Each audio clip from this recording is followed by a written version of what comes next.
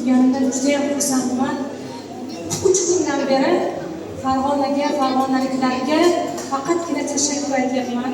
Faqatgina va xalqaro konferensiyamiz 27 yildan beri o'tkaziladi. Sarkam 18-xalqaro konferensiya Farg'onada birinchi bor o'tkazilishi, lekin men birinchi marta ishtirok etyapman Farg'onadagi konferensiyada. Har bitta stolga borib mikrofonni xohlagan bir kutubxonachiga bersangiz, faqatgina tashakkur va ijobiy juda ko'p. Mana chat degan qolishgan. Hozir gapiraman.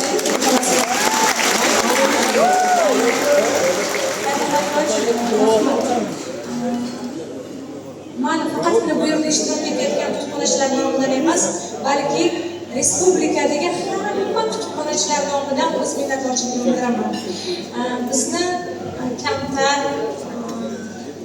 mehnatimizni qo'llab-quvvatlab, mana 3 kundan beri shunaqangi bir oliy darajadagi mehmonlarni qabul qilgandek qabul qilib, bironta bir kamchilik, bironta bir muammoga umuman hech qaysi birimiz duch kelmadik. Bu haqiqatdan chin so'zim va yana bir narsani o'ylab qoldim. Keyingi yilga qaysi viloyatga konferensiyani olsak, bundan-da yuqori bo'lishga harakat qilarkanmiz deb oldimizga o'zimiz mana bir maqsad qo'yapmiz. Rahmat, salomat bo'linglar. Farg'onaliklar doim kitobxon bo'lgan. Doim va shu kitobxonlikni mana biz Farg'onada ko'rdik. Bekorga emas, xonliklar bo'lgan. Albatta, ma'qul gapirish mumkin. Bir og'iz gapirib bo'lmaydi. Ming tashakkur, rahmat.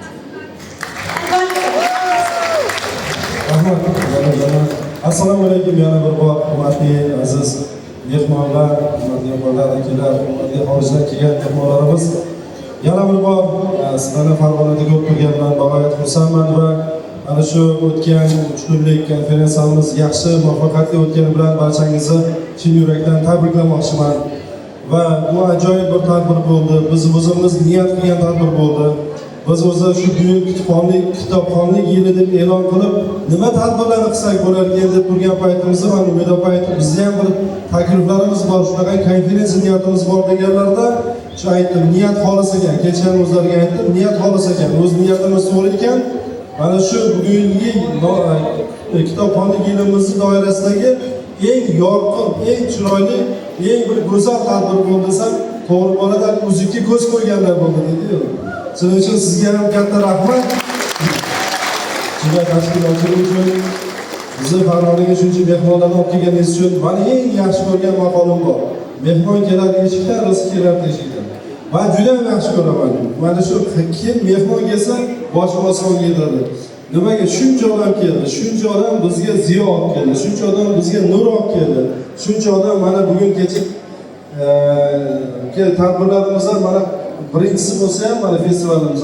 Bu ham mana ilk qadamlar qo'yildi shuncha mehmonlarimiz ishtirokida. O'ylaymanki, hammasi mana shu Farg'ona to'g'ri aytdingiz. Farg'onada endi juda ham bir go'zal boy tarixga ega, har tomonlama tarixga ega bor. Davlatchilik deymizmi, urf-odatlar deymizmi, qadriyatlar deymizmi yoki biz tanigan xalqimizga taniqli bo'lgan yaqin o'rtalarda yashab o'tgan mana shu adabiyot, san'at, ilm-fan yo'nalishida yurganlar o'zi 200 dan ortiq. Biz san'atlarga bir ruhsat qilib bir beraychi bir ko'rayish degan ham eng taniqlilarni o'zi. Biz o'zimiz shunchaki yuzak taniydiganlarimiz.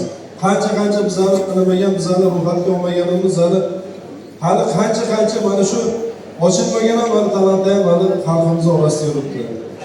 Shuning uchun bu hamma o'tkazilgan tadbirlar yana bir bor mana shu azaldan Farg'ona zaminidagi mana shakllangan qadriyatlar, mana shu san'atga, ilmga, kitobga bo'lgan mehr-muhabbatni yanada mustahkamlash uchun bu tadbirlar shunga xizmat qiladi.